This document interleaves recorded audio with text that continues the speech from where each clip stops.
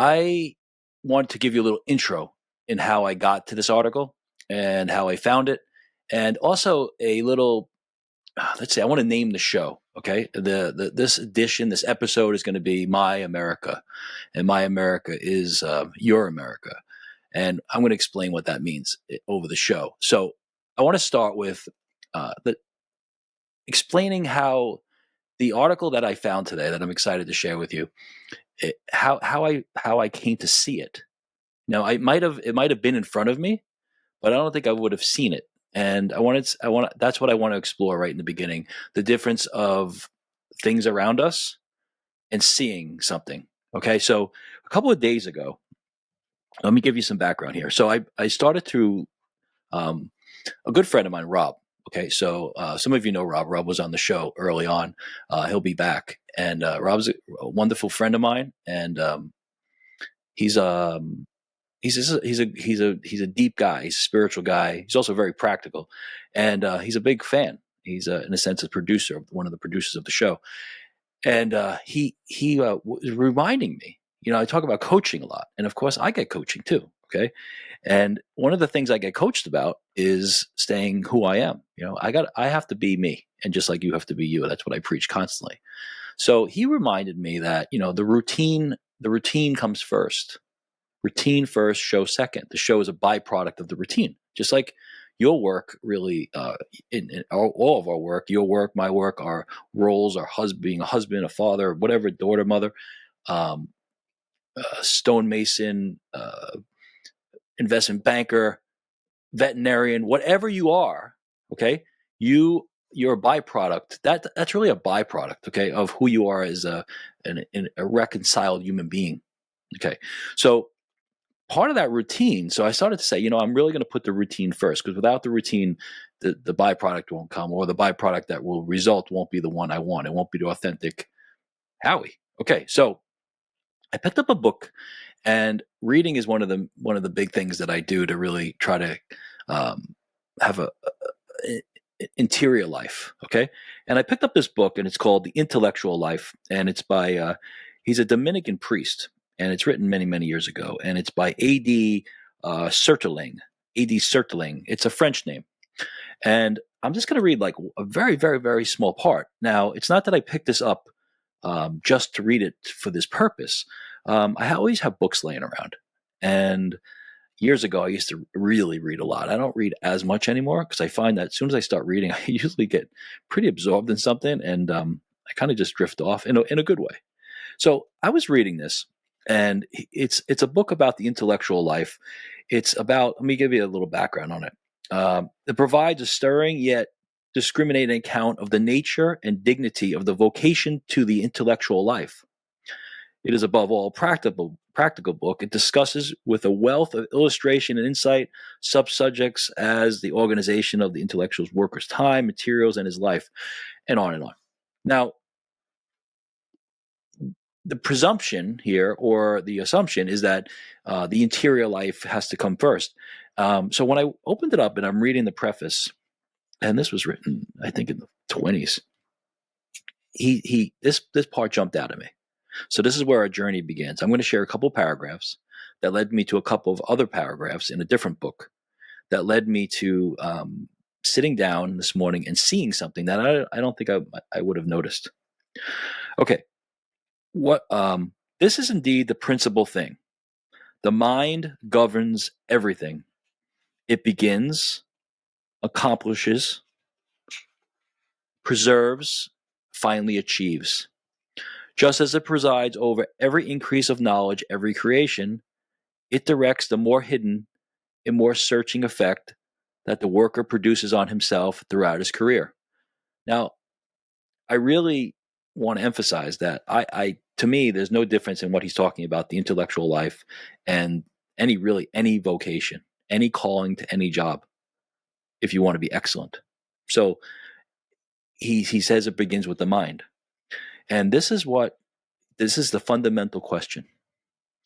Do you want to do intellectual work? And again, I emphasize that intellectual in this sense is not just, it means that you're an academic.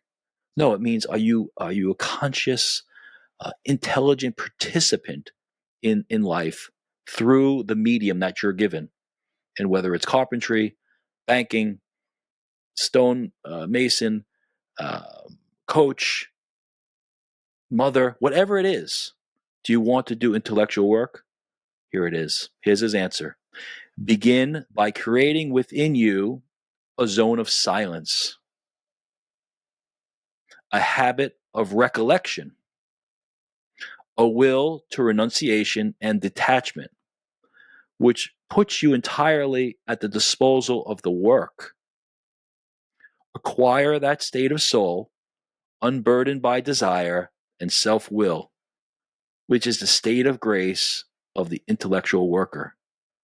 Without that, you will do nothing, at least nothing worthwhile.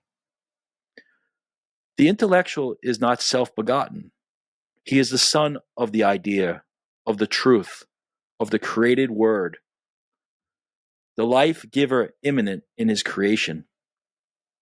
When the thinker thinks rightly, he follows God step by step.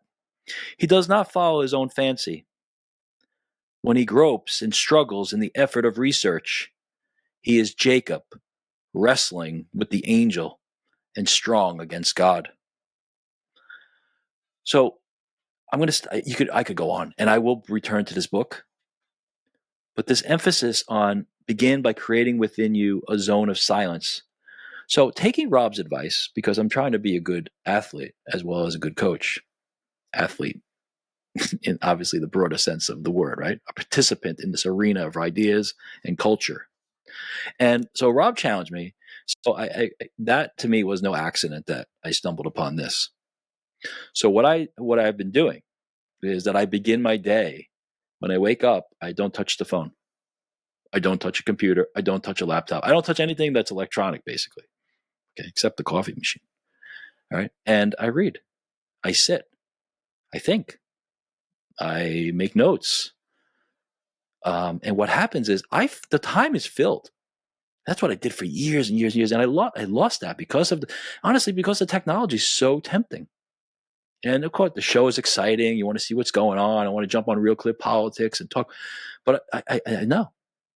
And then in the morning, I go and I have a spiritual routine, and I'm not touching the phone. I'm not touching the phone until about 9 o'clock. I wake up about 5:30. Not touching the phone. Recollection and silence. Old-fashioned paper. And that comes together. And in reading this morning, so that you create space. Okay. This is how I came to this theme today of My America, Your America, and a great article. So by creating space, the Lord, the truth, living wisdom fills the space. So I open up my book, one of my prayer books this morning, and it leads me to the next couple paragraphs. Actually, just one paragraph. Okay, it's out of the breviary, which is the office, right? That monks pray every day, and I like it. A lot of times I just hold the book. I don't read that much, okay? But there's the Office of Readings, which usually takes place in the middle of the night, and I was looking at the Office of Readings, and the readings for this week are from Sirach, okay? And let's just look at Sirach for a second. Sirach is one of the wisdom books in the Old Testament. The books of Job, Psalms, Proverbs, Ecclesiastes, the Song of Songs, Wisdom, and Sirach. Those are the wisdom books in the Bible, all right? Sirach, particularly, is this. The book of Sirach derives its name from the author, Jesus, son of Eleazar, son of Sirach. Its earliest title seems to have been Wisdom of the Son of Sirach. The designation, it's also called Ecclesiastics, okay? Ecclesiastics means church books because it was appended to some Greek and Latin manuscripts and was extensively used by the church, okay? So it's a classic Jewish wisdom book. And the irony is that the author's name was Jesus, not Jesus of Nazareth, not Jesus Christ, Jesus, son of Eleazar, son of Sirach, and that's where the Sirach comes. But you might hear it in some Protestant Bibles. It's Ecclesiastics, not Ecclesiastes, but Ecclesiasticus. Okay. Now in that, This is what I read. It's very short, and it's exciting. And it's an affirmation of all things we've been speaking about for the last 3 or 4 months. Here it is. This is in chapter 11.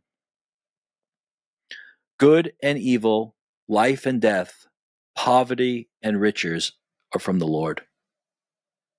Wisdom and understanding and knowledge of affairs, love and virtuous paths are from the Lord. I'm going to say it again. Good and evil, that's a big span. Life and death, big span. Poverty and riches, big span, are from the Lord. This is the line though here. Ready? Wisdom and understanding and knowledge of affairs, love and virtuous paths are from the Lord. Knowledge of affairs jumped out at me. We don't normally associate knowledge of affairs with God's blessing to us. Wisdom and love and patience, the virtues, and knowledge. But knowledge of affairs, what do we do on this show? Right? We're constantly looking. We're searching culture and every dimension. And we look around, and what we do is we find something, and we say to ourselves, this is the politics within the under the umbrella of culture. Where does it fit in? What's the trend? What's the philosophy behind it? Who's presenting it? Looking at the author, looking at the publication, promoting good work, calling out disingenuous postures and false teachings. All right, and knowledge of affairs. So that's how I ended up looking at Real Clear Politics this morning when I turn the computer on, when I start my day and I use the phone, and now I'm back in the world of technology. I saw something.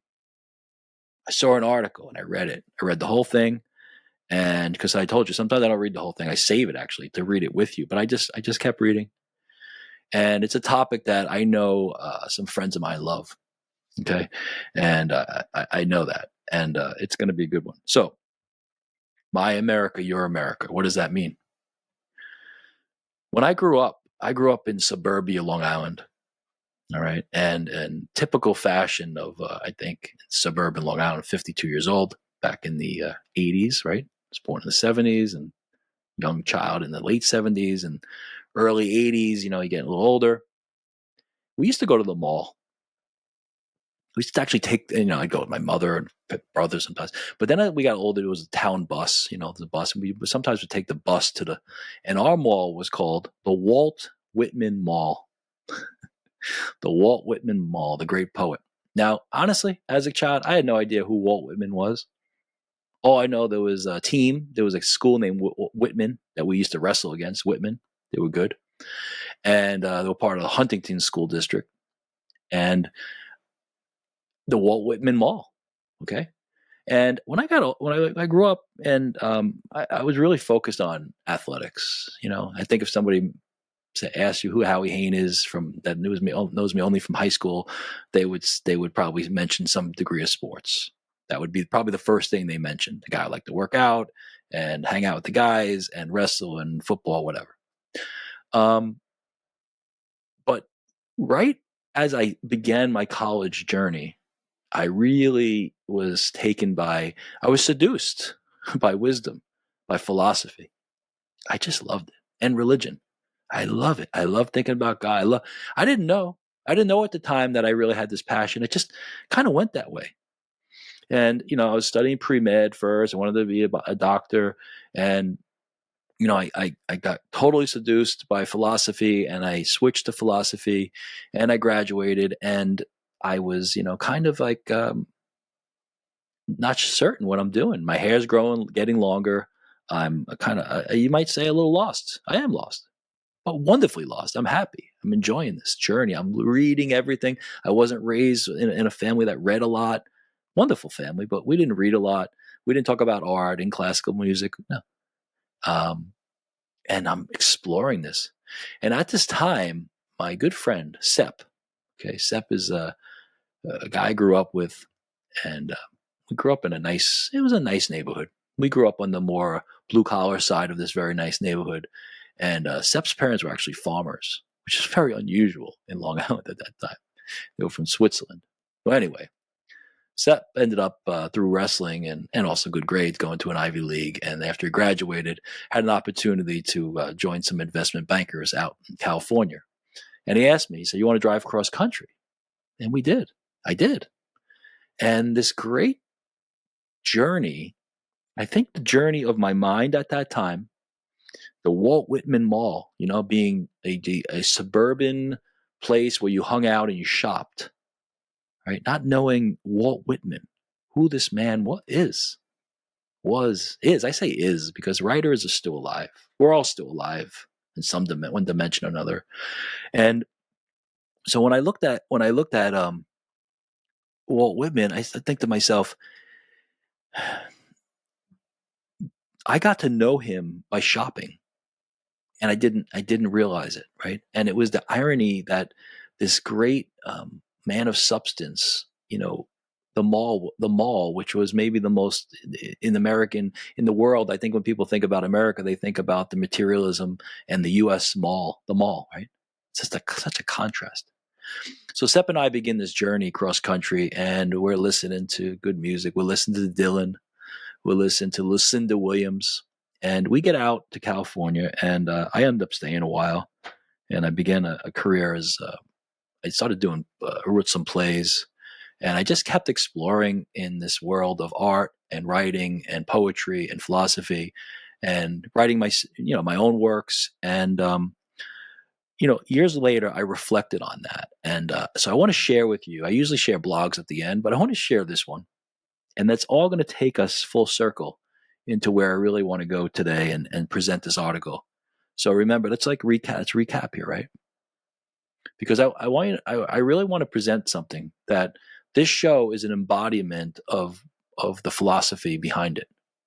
And I'm a work in progress, and when I'm getting these comments, I'm getting really interesting comments and emails, and friends or people that I know that can contact me directly. And of course, you can contact me directly with the email, right? It's Howie at HowieHainShow.com. And if you go to the channel, you'll see it there. Send an email. It's great to communicate and to learn about, who's listening. So let me bring up this article, and so the embodiment of the show, and what I mean by that is that when I talk about things like coaching and improving our lives and handling ourselves with certain levels of dignity, of course I'm included, of course, right? And I'm not presenting myself as being any more advanced than anybody. In fact, I'm probably behind most of you. I'm just doing it live here. So when I got this message of routine, stay healthy. The show's growing. People will listen. It's happening. Stay healthy. Stay focused. And that routine led me to the book, The Intellectual Life. Reminder to create a place of silence and reconciliation, recollection, which led me to having that space, and the space is filled in by the Lord.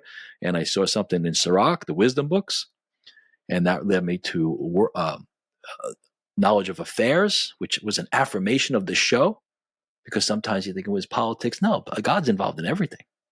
Okay. And so here's this, my blog here, and I'm sharing it with you. You can see it. I can tell. All right. So let me look at it. And as I always love to stop and look at the little magi, because that's us. That's all of us, right? That's the intellectual life. And I hope everyone sees themselves as an intellectual, no matter what your path is, no matter what part of your body or you use the most in order to work. We're all intellectuals in the sense that we want to be intelligent participants and thought out and understand why we're doing things and how to be better. So there's the little magi searching, right? We're all alone in many ways in that search. If you look closely at that picture, there's actually there's a double shadow of him, that little guy, right? There's one here and there. So it's like there's one actual magi and two shadows. So there's the three magi, which is also, here's the fourth shadow, actually, right? The third shadow, 1, 2, 3, and the guy himself. So Here's the person, and here's the Father, the Son, and the Holy Spirit. The Trinity is always revealing itself. Okay. That was, of course, unintentional when I took that photo. All right. So this is called Running with the Lord. It's a fun piece. It made me laugh when I read it this morning because I haven't seen it in a long time. I wrote this February 6th, 2018. And it's about my time in San Francisco. So when I got out to San Francisco, I made some great friends. You know, I was with Sepp and I met a bunch of Sepp's guys that Sepp knew, and one guy named Ray. Ray is just an awesome natural philosopher, surfer, veterinarian, and he's one of those guys that you look, no matter when I see Ray, and I don't see him too often. It's instant. It's the instant it's the instant connection because of the depth that he wants to live in and does live in, that we all want to live in but don't always achieve because our life sucks us out, right? The busyness. So Ray and Marlene and Chris and a bunch of people, we go hiking, and it was a wild and free life. And this is a blog piece about that. So I hope you enjoy it. Running with the Lord. Okay, and I put a painting here of Cezanne. I love Cezanne, right? And it's Cezanne bather, right? And it's a guy kind of just walking along the water, footloose and fancy free. Paul Cezanne bather with outstretched arms, Yeah, it's great. Like kids walk around like that, right? All right, here we go. Years ago, when I was living in San Francisco, a group of us used to go hiking out in Marin County, just across the giant red expanse of the Golden Gate Bridge. We went often, a group of both men and women, mostly single, mostly without a care in the world. I think every one of us was under 30 or thereabouts. My favorite part was running down. Don't get me wrong, the hike upward was terrific too. That's when we discussed ideas and dreams and laughed almost all the while, breaking up into smaller groups of 2 or 3 or maybe even 4, and then drifting back together like a herd of elk, for they too have not a care in the world, only to once again drift apart, this time usually paired up with a different companion or combination thereof. None of it was planned, or had any real intention, of course. It just happened. Laughter, ideas, silence, stops, gazes outward, waiting, speeding up, sipping water, laughter, drifting apart. It was divine. Like the elk, it all seemed to be instinct.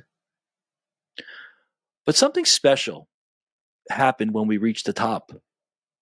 After we reached the top, we caught our breath, removed our backpacks, and viewed the scape. After we had eaten a little snack or a small sandwich, something light, usually along with an apple or granola bar, maybe even a small handful of assorted nuts and a few of those purple chips that all San Franciscans seem to love. It was time to descend. My friends used to laugh and say that it was because I'm an Indian. They would go on and on about my Cherokee blood and the fact that the first 3 letters of my name spelled How only served as additional fodder. But there was some truth in it. Not only because I actually do have some American Indian blood, but more so because at that time I was very much a native, primitive, raw, free. That's why I would run down. I loved it. I would run as fast as I could, cutting back and forth, hopping over logs, propelling myself around turns by pivoting hard on the corner tree. I loved it. I loved the way it felt. I loved that my own weight added to the speed, that what normally would slow me down, would normally make me huff and puff, now drove me forward, propelled me toward whence I came. It was wonderful. I was free. I was free. I was free. It was the closest this man ever came to flying. This morning, almost 20 years later, in urban New Jersey, just across the Hudson River from Manhattan, I went for a jog. They just opened a new circular path around the old reservoir, resting slightly higher than its surrounding cities of Weehawken and Union City. It is very pleasant. I wasn't sure how far I'd be able to make it. And after a very short distance, I thought to myself, oh boy, I'm going to have to stop already. But I didn't. I thought about posture. I thought about positioning of hands. I thought about breath. I quickly realized that the Lord has taught me much. The posture of prayer is important. How we position ourselves is powerful, and breathing is everything. I made it around 3 times. I smiled almost all the way. My pace was pretty good. I did all right. Not bad for a man I thought just a few minutes ago was getting old. I think even newly minted goslings admired my gait. And even if they didn't, it was nice to be in a place to think that maybe they did. I walked a lap and then began to make my way back toward my home, my 1-bedroom apartment that I share with my most recent and 2 death do us part hiking companions, my beautiful, delicately strong bride of 12 years, and my precious little girl, who at 6.5 runs and laughs like the wind. I was a few streets away, coming down 18th and crossing Summit when it happened. I never really noticed it before. The next 2 blocks were a steady, fairly steep decline. I began to run. I loved it. I ran as fast as I could go, cutting back and forth, hopping over the cracks in the sidewalks, propelling myself around the turn by pivoting hard on the corner stop sign. I loved it. I loved the way I felt.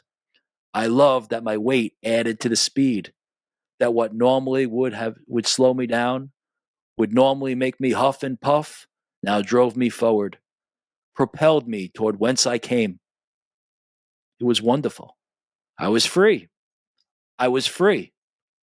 I was free. It was the closest this man ever came to flying. For a moment, I thought I was on the outskirts of San Francisco. That's good memories. And as I'm reading it, as I'm rereading it, I think about the words itself that I wrote, So this was 20 years after the hiking with my friends, right? And now this is another how many years since I wrote it.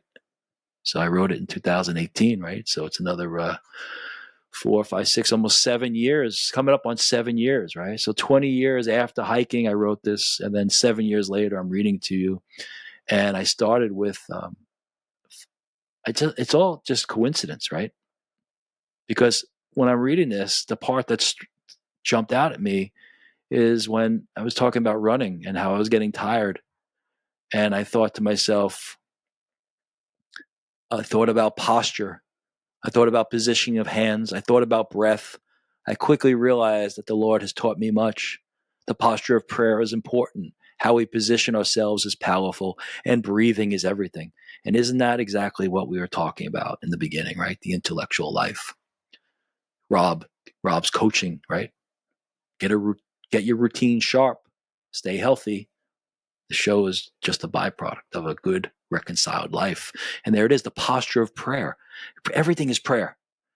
Any intentional living is prayer, right? Anytime we're trying to, the intellectual life being the satisfaction and the cultivation of our vocation, of who we are as human beings, as artists. And there it is. That's what I want to talk about today. My America, your America. We're artists. We come from a great tradition, a new tradition. America's a baby in terms of the age. But Walt Whitman, right? Walt Whitman, the Walt Whitman Mall. We can't let that culture be. We can't let the commercial culture capture the great freedom of America. The Walt Whitman. Walt Whitman can't be contained in a mall. Okay. And driving across with Sepp and meeting these friends and going hiking and being free and remembering years later about the power of prayer and posture. And I don't mean prayer, put your hands together and say some Hail Marys, which is fine, of course, a great thing to do. But when I say prayer, I mean what Rob is encouraging me to do and what I'm encouraging you to do, to share it, to push it forward, which is develop that recollection in you. And when we develop that recollection, we have an opportunity to be artists, to be free. I mean, I'm free, I'm free, I'm free. I'm free at last. Thank God Almighty, I'm free at last, right? It's all back to the American freedom and Walt Whitman. Years later, then Sepp and I went back, right? And we were older. And now we're much more conscious. I read a great book on Whitman. Let me bring up the book that I read and show you the article, show you the book. Where's the book? Here it is. Let me share this with you. Let me switch sharing my blog and share this instead. It is a great book here.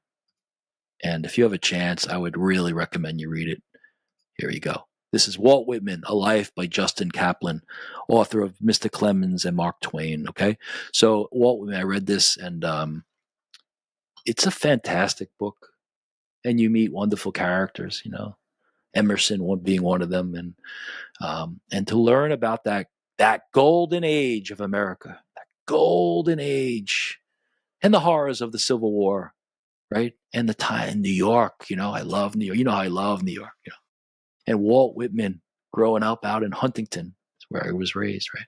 The Huntington Station area, and roughly that area.